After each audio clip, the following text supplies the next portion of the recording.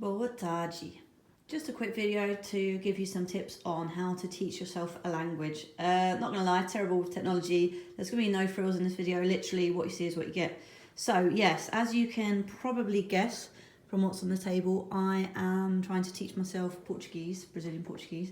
So I'm just going to show you kind of through my setup some of the essential items for language learning. So I'm really into my colour coding, so I've got my two books.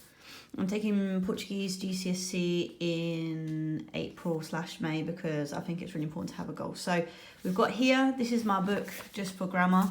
I've sorted it from the past tense, so all the way back to the simple past, and then the imperfect, and then towards the future tenses. So then you can see present tense, present continuous or progressive, future conditional. And then in the back of my book, I have got my vocabulary. So I like to put the date on it so I can see how much I've done on each day. I can keep a track of my track of my progress, which is a bit nerdy, but what can you do? Works for me. And then every lesson I give myself about 10 words that I'm gonna then answer in the next one, so I remember what I've done and see if I can still remember the vocabulary. What I do not like to do is I don't like to have my phone with me when I'm studying vocabulary or grammar. So I use my iPad, so I'm not tempted to go on WhatsApp or Facebook or any other social media. Just have the dictionary up here, because although I do like these old school dictionaries, it does take a long time to find things. But if you feel like you're going to be tempted to go on social media or look up anything like your emails, then one of these is absolutely fine.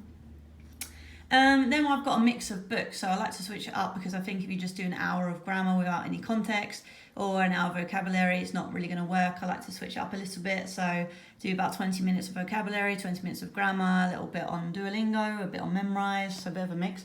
So as you can see here, I've got my beginner's Portuguese grammar book for a bit of differentiation. So if I'm finding that too easy, then I can push myself up to the next one. So this is level A1, which is for beginners, and then this is kind of level A2/B1. And then I've got my course book from Germany, which I used to start learning languages in from the very beginning, which is great because it's got a mix of things. This is the workbook that actually goes, as you can see, with the textbook. So you use the textbook for the explanations, and then here you can work by yourself. And it's great because you can self-assess, you've got the answers at the back, and you can practice all the skills. And then what I like to do with colour coding is I like to do my Portuguese in one colour and the English in another, or for example, we've got the infinitives there and the pronouns and then the verbs in different colours. And then as you can see, I've highlighted the ones which I always get wrong. It's so annoying. So you go through and you highlight the ones that you're always forgetting, so you can just go back rather than practicing all of them, just the ones that you are finding hard. And then just to finish it all off, I've got a cup of tea.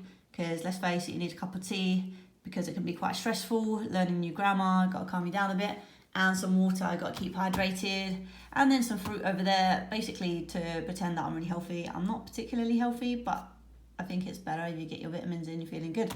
So that is my setup for learning a language. Stay tuned.